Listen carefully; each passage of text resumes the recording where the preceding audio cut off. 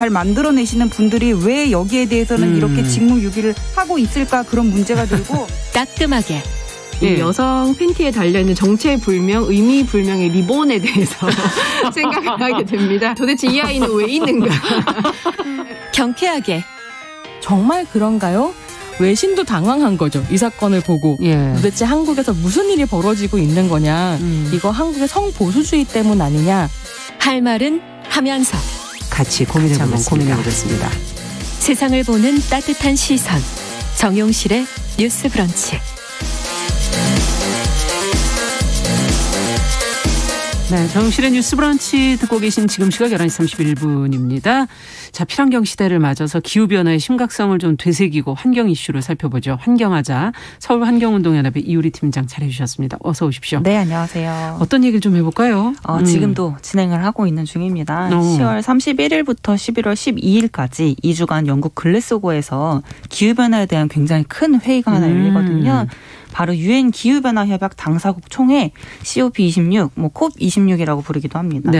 네, 이제 이 현재 진행되고 있는 이 회의에서 어떤 이야기가 오고 가고 있는지 또 어떤 부분을 중요하게 바라봐야 되는지를 좀 살펴보고자 합니다. 네, 이 환경 문제는 국제적으로 서로 같이 논의하는 게 굉장히 중요한 것 같네요. 맞습니다. 어떤 내용들을 주로 논의하는 회의인지 좀 구체적으로 설명을 좀 해주세요. 풀어서 말씀드리면 일단 유엔 기후변화 협약 당사국 총회라는 이름으로 회의를 하는 것입니다. 당사국 진짜 말 그대로 예. 유엔이 설립을 했고요. 그리고 기후변화를 협약을 한 당사국들이 모여가지고 총회를 여는 거라고 보시면 될 것 같아요. 전 세계에 이제 수많은 국가가 기후위기를 논의하기 위한 회의가 있어야 되고 그래서 유엔에서 설립됐고 국제외교회의로는 첫 번째 COP 회의는 1995년도에 독일 베를린에서 개최가 됐었고요. 이 COP26이라는 이 숫자, 26이라는 숫자는 그냥 회차를 의미하는 거라고 보시면 될 것 같습니다. 26번 모였다는 얘기인가요? 그렇습니다. 네. 작년에 이제 코로나로 인해 가지고 못 모이고 그리고 이제 올해 굉장히 오랜만에 열리는 회의라고 보시면 될 것 같아요. 그렇군요. 네. 그동안에는 어떻게 진행이 되어 왔나요? 1회부터 25회까지의 이 COP 의 역사를 살펴보면 1997년도에 일본에서 열린 제3차 COP 회의입니다. 여기서 주요 선진국 37개국이 온실가스 배출을 감축하기 위한 협약을 맺었는데요. 이것이 바로 그 유명한 우리가 한 번쯤은 배우고 들어봤을 법한 교토의정서입니다. 그게 여기서 나오는 거군요. 네, 맞습니다. 이 회의를 통해서 이제 제출된 협약이라고 보시면 될 것 같고요. 그리고 이 이후에 이제 기후위기라는 문제에 좀 더 몇몇의 국가들만의 노력으로만은 해결할 수 없는 것이라는 것이 분명해진 거예요. 그렇죠. 좀 더 많은 당사국들이 이에 대해서 같이 노력을 해야 된다라는 그 지점이 이제 2015년에 파리에서 열린 제21차 콥 회의에서 이제 이런 것들을 합의를 했습니다. 이것이 바로 파리 기후변화 협약. 파리 협약이라고 이것도 너무 하죠. 중요한 환경 문제 얘기할 때 가장 많이 얘기되는 두 가지가 다 여기서 나온 거군요. 네, 맞습니다. 이 협약을 통해서 이제 제출이 된 거고요. 이제 그리고 이 파리 기후변화 협약에 따라서 이번 26차 COP 회의죠. 이 회의에서 각 국가가 산업혁명 이전 대비 1.5도 상승을 막기 위해서 자국의 2030년도 목표는 무엇인지를 발표하게 됩니다. 그러면 이번에 또 나오는 목표도 상당히 중요해지겠네요. 맞습니다. 네. 지금 앞서 얘기해 주신 것처럼 1.5도 국가가 산업혁명 이전 대비 1.5도 상승을 막기 위한 목표. 참 중요한 거네요. 어떻게 나오게 될까요? 굉장히 중요한 목표라고 보셔도 될 것 같아요. 이제 파리 협정에서 이제 2도씨 이내로 이제 합의하자라고 얘기를 했었는데 그 이후에 이제 많은 과학자들이 IPCC 회의를 통해서 1.5도까지 줄여야 된다라고 명확하게 수치를 말을 해줬어요. 그렇군요. 이 1.5도 상승을 막기 위해서는 2030년도까지는 거의 대부분의 국가들이 탄소 배출을 절반 수준으로 줄여야 된다라고 분명하게 경고를 했거든요. 그래서 이번에 이제 COP26차 이 회의에서 2030년도까지 각국이 절반 수준 정도는 줄이는지를 잘 살펴봐야 될 부분들이 분명히 존재를 합니다.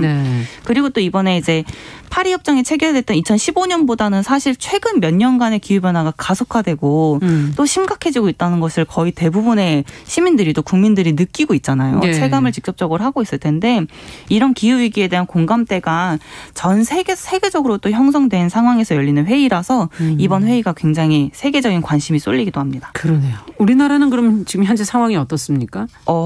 굉장히 마음 아픈 소식일 수도 있을 것 같은데요. 일단 한국은요. 온실가스 배출량이 전 세계에서 순위권에 있는 악명 높은 탄소 배출 국가입니다. 악명 높은은 꼭 붙이셔야 돼요. 네. 이제 사실 활동가로서 꼭 붙이고 싶습니다. 그래서 풀어서 설명을 좀 드리고 싶은데요. 네. 앞서서 국제적인 기후위기 대응 과정에서 다른 나라는 이미 20-30년 전에 탄소 배출을 정점으로 이미 찍었고요. 그리고 그 이후부터 계속 줄여오는 그런 과정이에요. 정책들을 시행을 해왔어요. 반면에 한국은 좀 반대로 갔었거든요. 아하. 이 COP 회의에서 참여를 오랫동안 했습니다. 근 30년 동안은 이런 회의를 한 20년 동안 진행을 같이 해왔던 당사국인데도 불구하고 탄소 배출은 점점 더 많아지는 추세로 갔던 정말 반대로 갔던 나라 중에 하나예요. 그리고 이제 한국의 경제 규모가 세계 10위권에 이제 드는 반면에 그렇죠. 탄소 배출 규모는 또 세계 7위거든요.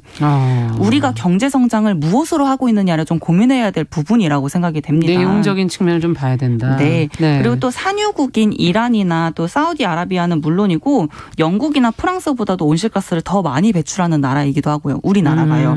또 반면에 재생에너지 발전 비중은 44개 나라를 조사해본 결과 그중에 42로 거의 꼴찌 정도인 셈이고요. 그러니까 재생에너지 발전이 거의 안 되고 있는 거군요. 네. 한국 같은 경우는 이제 2018년에 탄소 배출의 정점을 찍었습니다. 2019년에 소폭 내려갔을 정도인데요.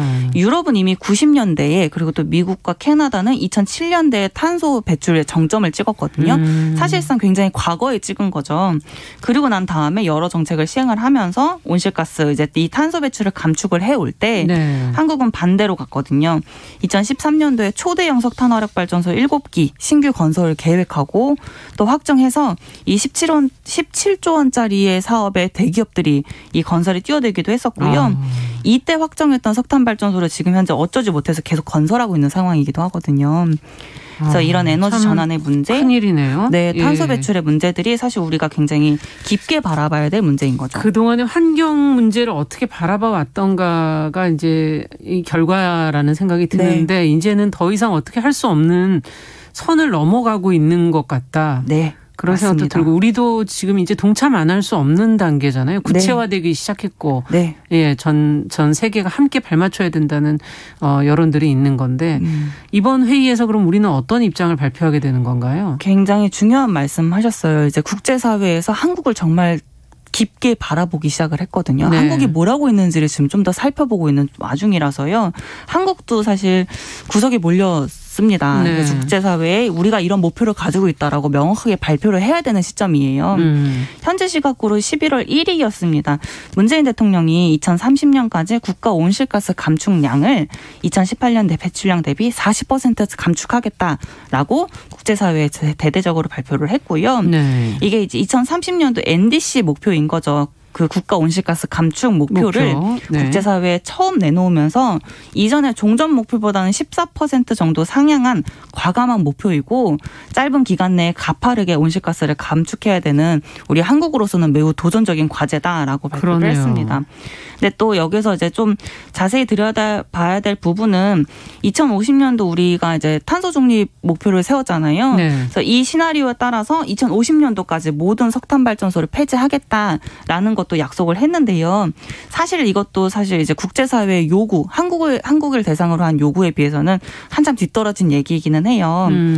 발표 직후에 이제 영국의 기후 에너지 분야 싱크탱크인 엠버에서는 문재인 대통령이 발표했던 2050년도 탈석탄 목표가 너무 늦은 목표라고 발표를 한 바가 있었고요. 한국은 너무 여전히 전체 전력의 40% 정도를 석탄 발전소를 통해서 얻고 있다. 그리고 2050년도에 탄소 중립을 해야 되는 목표가 전 세계적인 목표임에도 불구하고 2050년도까지 탈석탄하겠다는 목표는 너무 여유롭게 설정한 목표다라고 지적한 바가 있습니다. 우리로서는 지금 사실 40% 감축 굉장히 힘든 목표가 아닐까 싶은데 해외에서 볼 땐 탈석탄이 아니라 탈탄소를 해야 된다. 전체를 다 해야 한다라고 좀 더 강력한 목표를 지금 내세우고 있는 것 같고. 맞습니다. 또 제가 활동가로서 좀 더 첨언하고 싶은 부분은 우리 안에서는 지금 40% 감축이 매우 도전적이다. 그럼요. 매우 어렵다라고 많이 이야기하고 있고 사실 경제계에서도 많이 움츠러들고 있는 입장이잖아요. 근데 사실 활동가로서 이 모든 상황들을 계속 봐오는 입장에서는 우리가 너무 늦게 시작한 거기도 하고요. 그것에 너무 늦게 시작했기 때문에 굉장히 빠르게 행동을 해야 됐다라고 생각이 돼요. 그렇기 때문에 사실 40% 목표조차도 국제사회에서는 50%를 얘기하고 있는 상황이라서 너무 도전적이다라고 말하기에는 조금 저는 좀 아니라고 보고 있습니다. 네. 조금 후회가 남긴 하지만 워낙 또 빨리 뭔가를 할 수 있는 나라이기도 하니까 기대를 또 해보도록 하고요. 끝으로 좀 정리를 해주신다면? 사실 이제 이번에 국제적인 이런 큰 회의가 열렸다라고 이제 먼저 말씀드렸는데 이런 기후위기 심각성에 대한 경고는 이미 과학계에서 40년 전에 대대적으로 명백하게 밝혀진 얘기였고 이게 1992년도에 COP 회의를 첫 시작으로 기후위기에 대한 국제현상 협상은 이미 30년 동안 진행을 해왔거든요. 그럼에도 전 세계적으로는 사실 화석연료를 계속 태웠고 화석도 계속 채굴을 하고 있고 그렇게 발생한 탄소 배출은 이미 1990년대 이래 50% 넘게 증가를 했거든요. 이런 게 또 30년 후에 100년 후에 또 더 많은 온실효과를 발휘해가지고 기후위기를 더 심각하게 이렇게 발생하게 될 부분들이에요. 그렇기 때문에 사실 더 많이 노력을 해야 되는 시점이라고 보고 싶고요. 비판해야 될 부분도 많고 마음이 급한 것에 반해서 또 우리에게 남은 과제도 산더미인 건 사실이거든요. 그렇죠. 그럼에도 불구하고 우리는 정말 다시 일어나야 될 때라고 표현하고 싶습니다. 역사적인 기후회담 시작했고요.